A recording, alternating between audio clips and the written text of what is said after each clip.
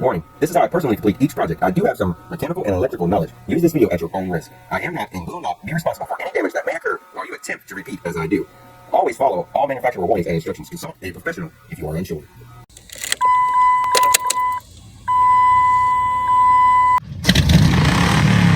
DADDYGVILLE'S World.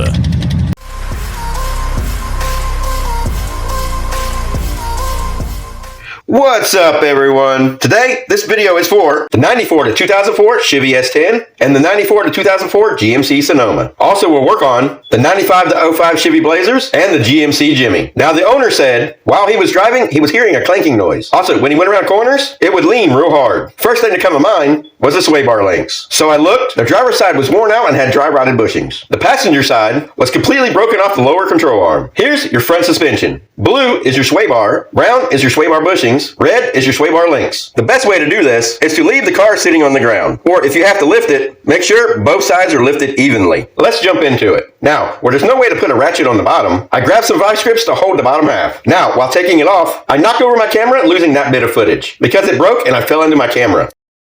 Now, here's the new one. Comes with one bolt, one nut, one metal sleeve, 4 metal washers, and 4 hard rubber bushings. Grab the bolt and the metal bushing washer. Slide it on. Grab the rubber bushing. One side is shaped like the metal washer. The other is flat with a nipple that goes against the control arm. Slide it all the way on, and you're ready to start.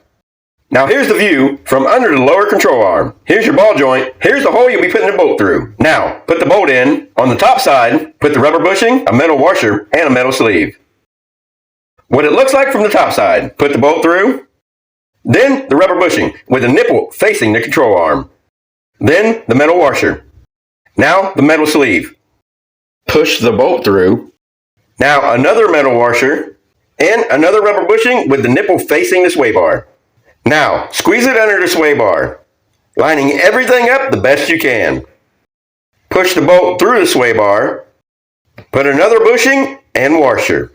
Now here's the sometimes hard part. Getting enough bolt to go through to thread the nut on. This sway bar is slightly bent, so time to get out the pry bars. Now I put my daughter's boyfriend to work helping me. Once you get at least one good thread on, you're good. Now tighten the nut down. The torque spec is 35 to 40 pounds, and you're done. No matter what your sway bar looks like, they all do the same job. If this video helped you, hit that thumbs up. Thanks for watching. DADDYGVILLE'S World.